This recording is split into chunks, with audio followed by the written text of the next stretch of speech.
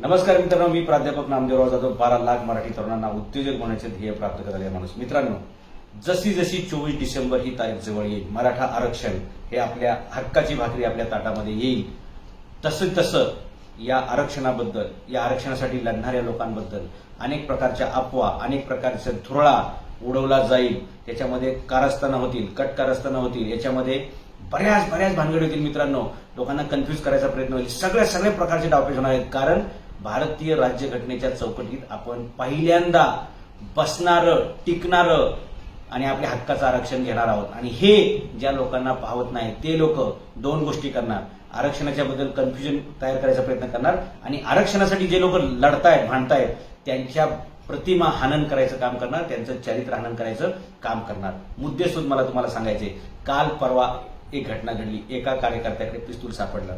मग तो कार्यकर्ता जरांगे पाटलांच्या आंदोलनातला अशा प्रकारच्या सगळ्या बातम्या टीव्हीला आल्या. त्याच्यानंतर झालं की त्याचे अनेक लोकांवर फोटो दिसले. बरोबर, असं अनेक लोकांवर तुम्हाला दिसतील. लक्षात घ्या, त्या प्रसंगानुसार ती व्यक्ती त्या कार्यक्रमामध्ये कधी बळजबरीने फोटो काढतात, कधी योग्यतेने फोटो काढतात, कधी योगायोगाने काढतात, कधी ठरवून काढतात. वेगवेगळ्या प्रकारचे असू शकतात. ओके, आपला मुद्दा फक्त मराठा आरक्षणापुरता आहे आणि कोणत्याही परिस्थितीमध्ये आपल्या तरुणांनी मराठा आरक्षणावरचा फोकस हटवू द्यायचा नाही. आपलं टार्गेट कोणताही राजकीय पक्ष नाही, आपलं टार्गेट कोणताही व्यक्ती नाही. आपलं एकमेव लक्ष्य, एकमेव टार्गेट 24 डिसेंबरची तारीख आणि मराठा आरक्षण एवढाच असणार आहे मुद्दा.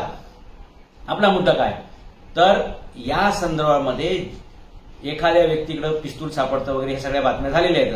अशा प्रत्येक आमदाराच्या कार्यकर्त्याकडे पिस्तूल आहेत. अशा प्रत्येक राजकारणातला नेता जो आहे ना, बऱ्यापैकी गावगुंड झिदे यांच्या प्रत्येकाकडे पिस्तूल आहेत. एकाने तर मध्येच फायर केलं, हे तुमच्या लक्षात असलेल्या आमदारांनी. ओके, तो मुद्दा आपला नाही. आपला मुद्दा मराठा आरक्षणाला या संदर्भातून बदनाम करण्याचं जे काही काम चाललंय त्याच्या संदर्भात आहे की याच्यापूर्वी मनोज जरांगे पाटलांचे म्हणजे 2 वेळा प्राणांतिक उपोषण झालेले आहे.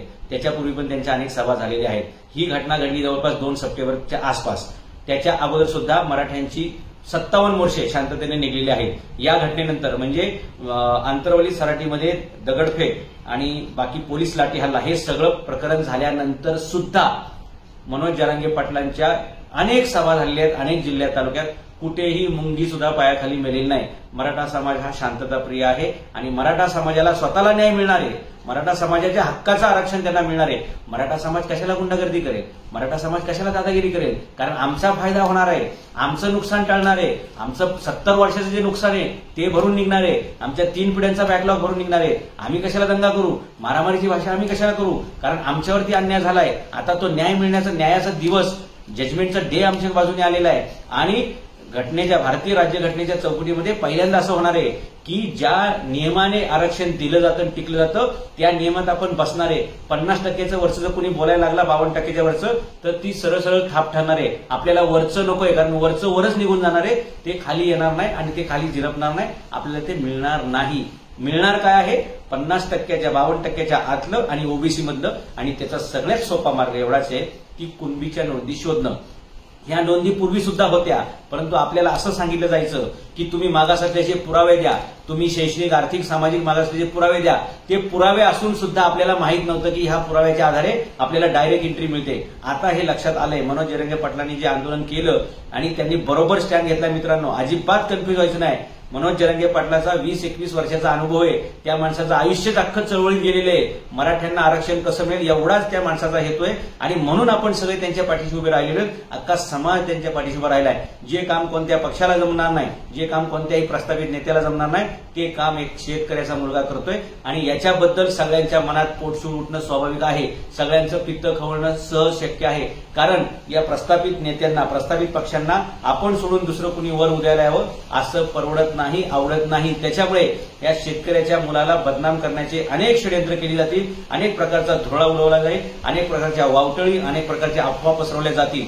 कोणत्याही परिस्थितीमध्ये आपण एकदम शांत संयमाने घ्यायचे, दोन्ही बाजू बघायच्या आणि लगेच रिॲक्ट होणं मराठा मुलांनी टाळायचं आहे. लक्षात घ्या मुद्दा की अशा प्रकारचा कोणताही गोंधळ झाला तर लगेच रिॲक्ट होणं आपल्याला शोभणार नाही, कारण त्यात आपलं नुकसान होईल.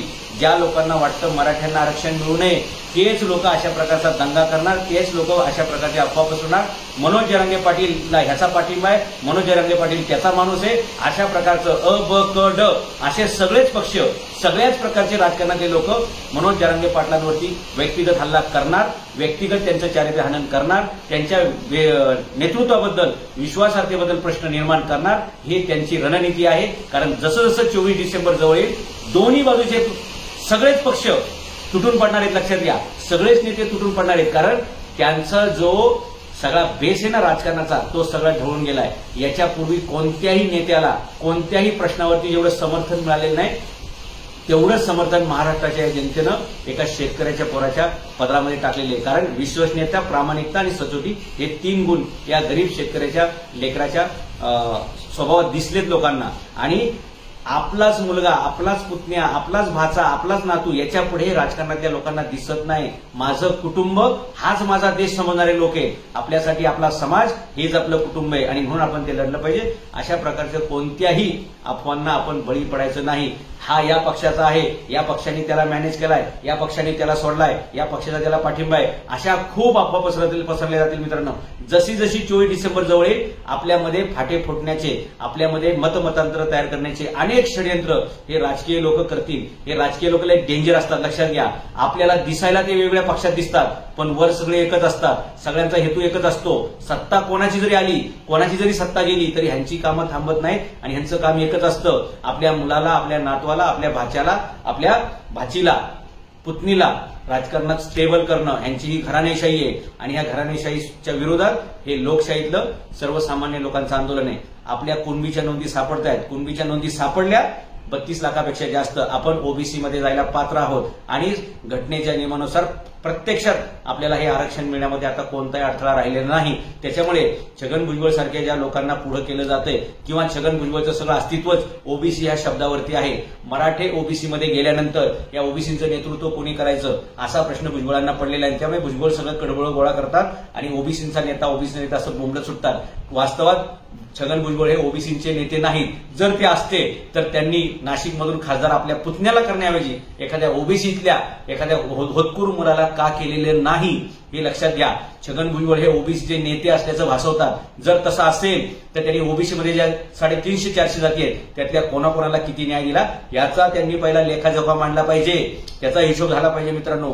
म्हणून मी सांगतो, छगन भुजबळ हे ओबीसीचे नेते नाहीत, ते माळी समाजाचे नेते आहेत असं दिसतं, पण वास्तवामध्ये मात्र ते माळी समाजाचे पण नेते नाहीत. ते फक्त भुजबळ अँड कंपनी याच कंपनीचे ते नेते आहेत. आणि ह्या देशातील, या राज्यातील बहुतेक 99% राजकारणी लोकांचा हाच फॉर्म्युला आहे. दाखवायचं समाजाच्या नावाचं आणि कमवायच्या वेळी मात्र सगळे एकटेच असते. आणि लक्षात घ्या, छगन भुजबळ ज्या प्रकारचे भाषणं करतायत, पेटवापेटवी करतायत, त्यांचा हेतू अत्यंत विकृत आहे, यांचा हेतू अत्यंत घाणेरडा आहे. आज ते आपल्या मराठा आणि ओबीसी बांधवांमध्ये मारामारी लावून देत आहेत. आपले गावगाड्यामध्ये सगळे एकमेकाच्या आपण सुखदुःखामध्ये सामील असतो, एकमेकाच्या सणावाराला आपण सोबत असतो. उद्या भानगड वाढली तर छगन भुजबळ पळून इंडोनेशियाला जातील. त्यांच्या तिथं खाणी आहे, त्यांच्या तिथं उद्योग आहेत. शिवाय भारतामध्ये सुद्धा त्यांच्या नाशिक परिसरामध्ये अनेक ठिकाणी 100-100 एकराचे फार्म हाऊस आहेत. ते सुरक्षेमध्ये राहतील पण गावगाड्याची सुरक्षा मात्र ते वाऱ्यावर सोडून देतील. त्यामुळे आपण 2 गटांमध्ये, 2 समाजामध्ये कोणत्याही प्रकारचं वातावरण बिघडणार नाही याची काळजी घेत जमीन म्हणजे ताक फुकत फुकत आपल्याला पुढे जायचंय. दुधाने भाजलेली लोक ताक सुद्धा फुकून पितात. तसं आपल्याला बदनाम करण्यासाठीच आंतरवाली सराटीचं ते प्रकरण ऐनवेळी पुढे आणलं गेले. मित्रांनो लक्षात घ्या, जशी जशी 24 डिसेंबर जवळ येईल अशा प्रकारच्या अनेक बातम्या सोडल्या जातील. या देशातील मीडियावरती आपण विश्वास ठेवावा अशी परिस्थिती नाही मित्रांनो. ज्याला ज्याला जे भेटेल तो त्या प्रकारच्या बातम्या पुढ्या सोडायला मोकळाच राहतोय आणि म्हणून आपल्याला सोशल मीडियावर अवलंबून राहावं लागतंय. सोशल मीडिया हाच आपला खरा मीडिया राहणार आहे आणि हाच आपला क्रांतिकारी मीडिया राहणार आहे. कारण याच्यामध्ये आपल्याला कोणाला पैसे द्यावे लागत नाहीत आणि आपली बातमी कुणी दाबू शकत नाही, आपला आवाज कुणी दाबू शकत नाही. आपल्या पोरांचं न्याय हक्काचं हे फेसबुक, व्हॉट्सअप, इंस्टाग्राम, युट्यूब आहे, पण ते आपण नीट चांगल्या प्रकारे वापरलं पाहिजे. कोणत्याही प्रकारच्या अफवांना बळी पडायचं नाही, कोणत्याही प्रकारच्या कटकारस्थानांना आपण बळी पडायचं नाही. आणि मनोज जरांगे पाटील यांच्या पाठीशी ज्या ताकदीनं आपण पहिल्या दिवशी उभं राहिलेलो आहे त्याच ताकदीनं शेवटच्या दिवसापर्यंत आपण उभं राहिलं पाहिजे. कारण याच्यापूर्वी कोणत्याही माणसाला जे शक्य झालेलं नाही अरे जे पुढाऱ्यांना असं वाटतं ना मनोज जरांगे पाटील म्हणजे साधा माणूस आहे, किरकोळ माणूस आहे, शेतकऱ्याचा वर्ग आहे. अरे तुम्ही किंवा तुमच्या पोरांनी कधीतरी 2 दिवस काय 1 दिवस अन्न पाण्याशिवाय जगून दाखवा. 15 दिवसाचं या माणसाने उपोषण केलेले, 2 वेळा या माणसाने आपल्या प्राणाची बाजी लावलेली आहे. अशा माणसाच्याच हातून मराठ्यांचं कल्याण होईल, मराठ्यांचा आरक्षणाचा प्रश्न निकालात निघेल आणि तो निकालात निघण्याचा जवळ दिवस आलाय. फक्त 3 आठवडे मित्रांनो राहिलेत आणि त्याच्यामुळे रात्र वैरायची नाही, दिवस सुद्धा आता आपल्यासाठी वैरायचे आणि म्हणून कोणत्याही प्रकारचं किंतु परंतु मनामध्ये आणायचं नाही, कन्फ्यूज व्हायचं नाही, संशय निर्माण होण्याची परिस्थिती निर्माण केल्या जातील. एकमेकावर विश्वास ठेवा, एकमेकावर अढळ श्रद्धा ठेवा आणि एकमेकाला सोबत घेत आपण हातात हात घालत पुढे जायचं आहे. कोणत्याही प्रकारची कायदा सुव्यवस्था स्थिती निर्माण होईल असं वागायचं नाहीये. आपल्याला आरक्षण मिळणार आहे त्यामुळे आपण गोंधळ करणारच नाहीये, आपण हाणामारीची भाषा पण करणार नाही. हाणामारीची भाषा, चिथावणीची भाषा तेच लोक करणार आहेत की ज्यांना मराठ्यांच्या हक्काचं आरक्षण ओबीसीतून घेऊ द्यायचं नाहीये. लक्षात घ्या, आपण ओबीसीवर अन्याय करत नाही. आपलं जे 70 वर्षापासून ओबीसींच्याकडे आहे ऍडिशनल वाढीव तेच फक्त आपण परत मागतोय. आणि लक्षात घ्या, न्यायबुद्धी कुठल्याही माणसाला ज्याला सत्सद्विवेक बुद्धी आहे तो हे मान्य करायलाच पाहिजे की जे ज्याचं आहे ते त्याला देणं हे काही चुकीचं नाही, ते योग्य आहे. आणि म्हणून आपण जसं जमिनीची मोजमाप करतो आणि अतिक्रमण केलेली जमीन काढून ज्याची जेवढी जमीन आहे तेवढी हद्द निश्चित करतो, तेवढाच आपल्याला कार्यक्रम करायचा आहे आणि 24 डिसेंबरला तो होणार आहे मित्रांनो. आणि म्हणून आपण सगळ्यांनी कोणत्याही पक्षाच्या कोणत्याही नेत्याच्या चिथावणीला बळी न पडता किंवा अफवेला न बळी पडता आपण एक मार्गाने एक दिशेनं पुढे जायचं आहे. लक्षात घ्या, आपल्या लेकराबाळांचा प्रश्न आहे, आपल्या 3 पिढ्यांचा बॅकलॉग आहे आणि आपल्या पुढच्या अनेक पिढ्यांचं याच्यामध्ये भलं होणार आहे. जे लोक मारामारी लावून द्यायला बघतायत त्यांनी पहिले हे कबूल करायला पाहिजे, जर तुम्हाला मराठे ओबीसीमध्ये आलेलं मान्य नसेल तर याचा स्पष्ट अर्थ आहे तुम्ही भारतरत्न विश्वरत्न डॉक्टर बाबासाहेब आंबेडकरांच्या राज्यघटनेला सन्मान करत नाहीये आणि बाबासाहेब आंबेडकरांच्या ह्या राज्यघटनेचा तुम्ही सरळ सरळ अपमान करताय. कारण जर तुम्हाला घटनेनं आरक्षण दिले तर तीच घटना आम्हाला सुद्धा आरक्षणास पात्र करते. त्यानुसार आम्ही नोंदी शोधलेल्या आहेत आणि त्या नोंदी शोधल्यामुळे आपोआप मराठ्यांना कुणबीची सर्टिफिकेट मिळतील आणि मराठ्यांना ओबीसीमध्ये समाविष्ट होता येईल आणि मराठ्यांना आरक्षणाचे शिक्षणातले आणि नोकरीतले हे सर्व लाभ मिळतील. त्याच्यामुळे आपण सगळ्यांनी हे लक्षात घ्यायचं, जो कोणी मराठ्यांचं ओबीसीमध्ये यायला आणि मराठ्यांच्या आरक्षणाला विरोध करेल त्याचा अर्थ तो डॉक्टर बाबासाहेब आंबेडकरांचा अपमान करतोय, भारतीय राज्यघटनेचा अवमान करतोय आणि त्याला लोकशाही मान्य नाहीये आणि त्याला फक्त त्याची घराणेशाही आणि त्याला फक्त कुटुंबशाही त्याची जोपासायची हे सरळ सरळ धडधडीत वास्तव आहे. हे आपण नीट समजून घेतलं पाहिजे. आणि म्हणून एससी आणि एसटीच्या आरक्षणाबद्दल जो कोणी गोंधळ तयार करायचा प्रयत्न करेल त्याला हे समजवा की एससी एसटीच्या लोकांनी खूप काही भोगलेलं आहे आणि त्यांच्यावरचा जो अन्याय आहे तो अन्यायाचं उत्तर म्हणून त्यांना 100% आरक्षण आहे. तुम्ही त्यांच्याशी तुमची तुलना करू नका. आणि मराठे आणि एससी एसटी हे आम्ही सगळे एकत्रच आहोत आणि ओबीसी बांधव सुद्धा जे समजदार आहेत ते आमच्या सोबतच आहेत. फक्त विरोध आम्हाला आहे छगन भुजबळचा. छगन भुजबळ हा एकमेव काटा आहे की जो आपल्या आरक्षणाला विरोध करतोय आणि तो सुद्धा आरक्षणाला विरोध जो करतोय तो त्याच्या राजकीय स्वार्थासाठी करतोय. त्याला त्याचं अस्तित्व टिकवायचंय, त्याला त्याची संपत्ती टिकवायची आहे. आणि तुम्हाला लक्षातच असेल की छगन भुजबळ सध्या जामिनावर बाहेर आहेत, त्यामुळे आपण कधी आज जाऊ शकतो. म्हणून ते आज जाण्यापासून टाळण्यासाठी ते आपलं आरक्षण आतमध्ये घालायला बघतायत. आपण कोणत्याही परिस्थितीमध्ये छगन भुजबळांच्या आणि त्यांच्या पिलावळीच्या कुठल्याही प्रकारच्या चिथावणीला रिॲक्ट नाही व्हायला पाहिजे. कायम शांतता आणि आपल्या आंदोलनावरती फोकस. आपला फोकस एकच असला पाहिजे. कोणत्याही राजकीय पक्षाने आपल्याला मदत केलेली नाही. कोणताही राजकीय पक्ष खुल्लेपणाने आपल्याबद्दल बोलत नाही. मराठ्यांना ओबीसीमध्ये द्यायला आमचा पाठिंबा आहे असं कोणताही राजकीय पक्ष, कोणताही नेता बोलत नाही. त्यामुळे आपला एकच पक्ष 24 डिसेंबर मराठा आरक्षण आणि आपला एकच नेता शेतकऱ्यांचा मुलगा ज्यांनी प्राणांतिक उपोषण बंद केलं मनोज जरांगे पाटील. याच्या व्यतिरिक्त तिसरी बायलाईन आपली असणार नाही आणि सगळ्यांचा फोकस फक्त 24 डिसेंबरकडे असला पाहिजे. एवढंच तुम्हाला व्हिडिओतून सांगतो.